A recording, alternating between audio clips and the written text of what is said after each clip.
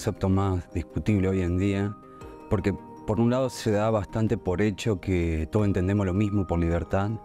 Creo que en los últimos tiempos el concepto de libertad se ha restringido más que nada a una idea de libertad individual y más que nada vinculado a elección, a las elecciones personales. Bueno, para mí la libertad y la democracia van muy de la mano, tienen que ver con el derecho de cada persona a elegir y tomar las decisiones tanto de su propia vida como de elegir a quién lo va a gobernar o qué poder va a elegir para que tome las decisiones para los ciudadanos.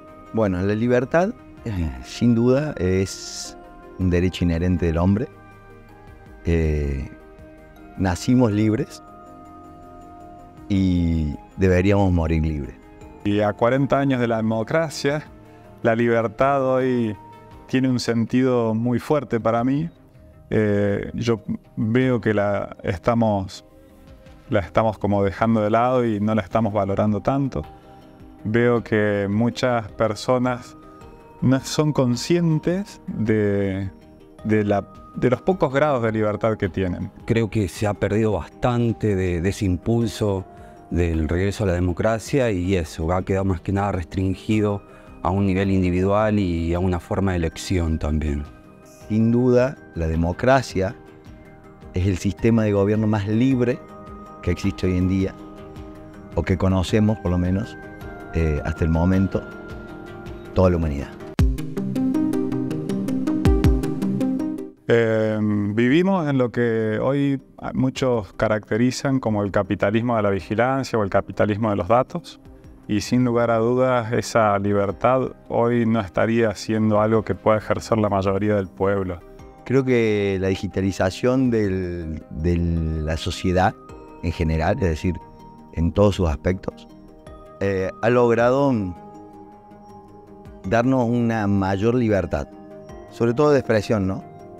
Sobre todo de expresión.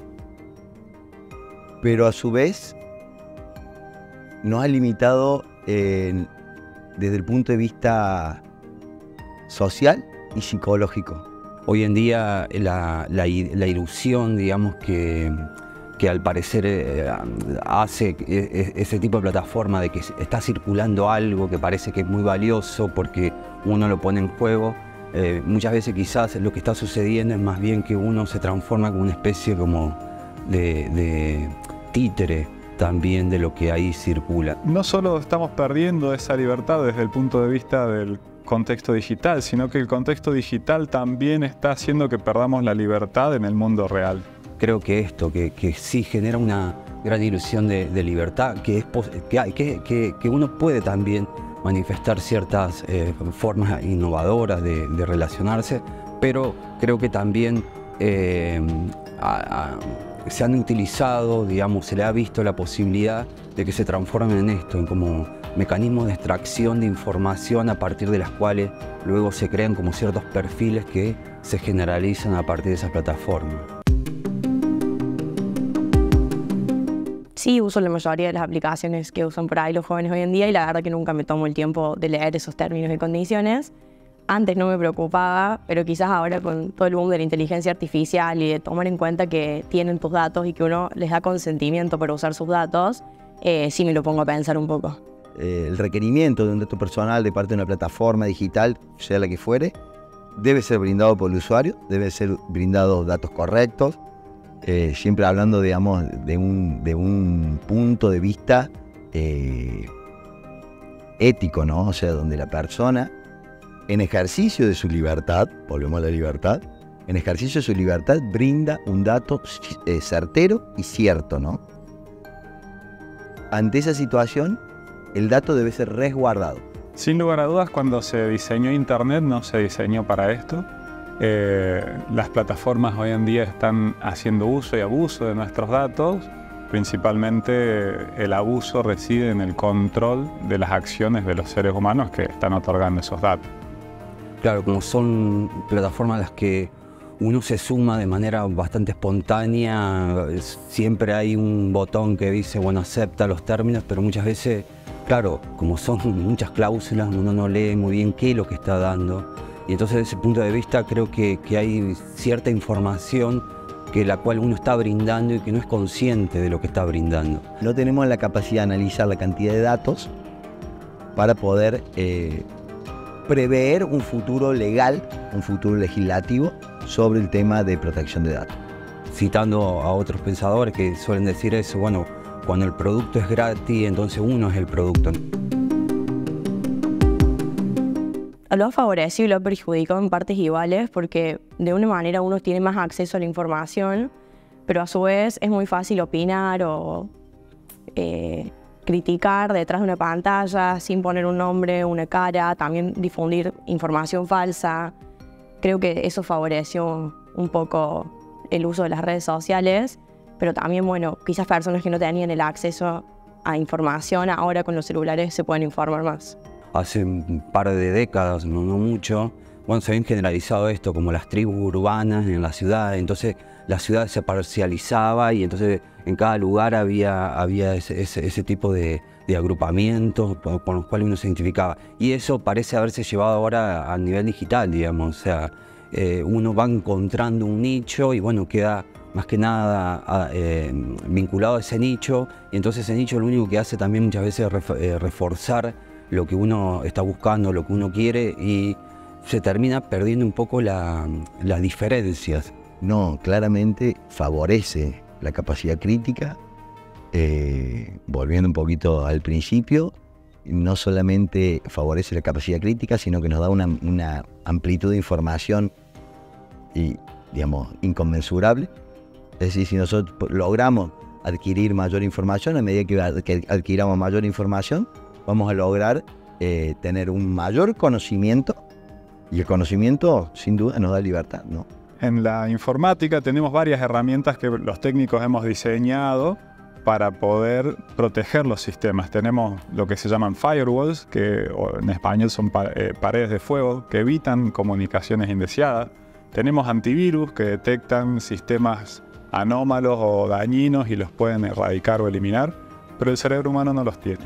Y la educación y el sistema educativo con el que venimos formándonos como base nos ha hecho muy permeables a este tipo de estímulos, a este tipo de tecnología, y nos ha dejado en una situación de debilidad muy fuerte. Hoy en día el gran desafío radica en mecanismos de autodefensa, de higiene digital y también de higiene de dispositivos, ¿no? El mundo y las legislaciones del mundo se tienen que ir adaptando a lo que realmente sucede, a los hechos. Sin una norma rígida o estable que realmente encajone al juez al momento de poder ejecutar la ley o hacer valer la ley. Y necesitamos como sociedad comenzar a entender, comenzar a poder hacer un uso consciente de esa tecnología y dejar de ser consumidores pasivos para ser productores y usuarios activos de la tecnología. En esa comprensión es que vamos a poder empezar a poder defendernos de los ciberdelitos por un lado y a poder defendernos de los abusos de la utilización de nuestros datos. Pero quienes ya empezamos a entender cómo está funcionando la máquina, tenemos el gran desafío de comunicarlo, y quienes todavía no están en ese proceso tienen el desafío de subirse al barco, ¿no? Claramente uno tiene que legislar y obviamente ciberdelito y ese tipo de cosas, pero me parece todavía más grave un área del cual uno no puede legislar jurídicamente, digamos, que vos pongas eso, que nadie ponga me gusta a un post que vos hagas, digamos, vos no podés legislar en términos penales eso, pero sin embargo la conformación del carácter sí tiene un aspecto bastante negativo. Entonces hay áreas sobre las cuales solamente queda avanzar en términos sociales más que jurídicos. No tenemos ningún tipo de delito que sea uno igual al otro, más en este rubro, ¿no? En el ciberespacio, digamos, ¿no? Hay delitos de toda naturaleza y me parece que tenemos siempre legislaciones muy afincadas sobre algunos delitos puntuales y nos quedan millones de delitos sin sancionar por el hecho de tener una legislación de esta naturaleza. Primero sería una tontería tratar de parar el desarrollo tecnológico, digamos, eso es algo que no se puede hacer, pero sí creo que hay mucho del desarrollo tecnológico actual que debe ser repensado y sobre todo repensado en sentido esto de reforzamiento de canales más democráticos. Quizás debería regularse ciertas cosas, porque una cosa es la libertad de expresión y otra cosa es, como no quiero decir el abuso de la libertad de expresión, pero tu libertad termina donde empieza el derecho del otro, y si hay límites, en el sentido, por un ejemplo, no puede circular una foto de un falcón verde con la foto de Videla hoy en día. O sea, eso ya me parece que es una provocación, y ahí debería haber algo que regule el sistema digitalizado y la forma de expresarse de la gente en redes. La democracia, en este contexto de futuro, si lo utilizamos bien, tenemos buenas normas y logramos brindar una información lo más certera posible, o captar la información lo más certera posible, creo que va a ser en pleno beneficio de la democracia. Ojalá que logremos como sociedad entender las computadoras y que como sociedad podamos hacer un uso más consciente de esas computadoras.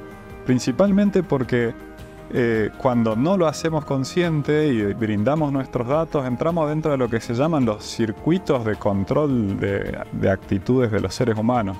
Cuando entramos en esos circuitos, mediante las redes sociales, mediante las propagandas, mediante todos los dispositivos con los que estamos interactuando con las redes, empezamos a recibir estímulos que son los que después terminan condicionando nuestro accionar, y ahí es donde terminamos perdiendo nuestra libertad, ¿no? Entonces, creo que el gran desafío es ese: entender, empezar a compartir nuestros conocimientos y volver a reconectar por fuera de las plataformas.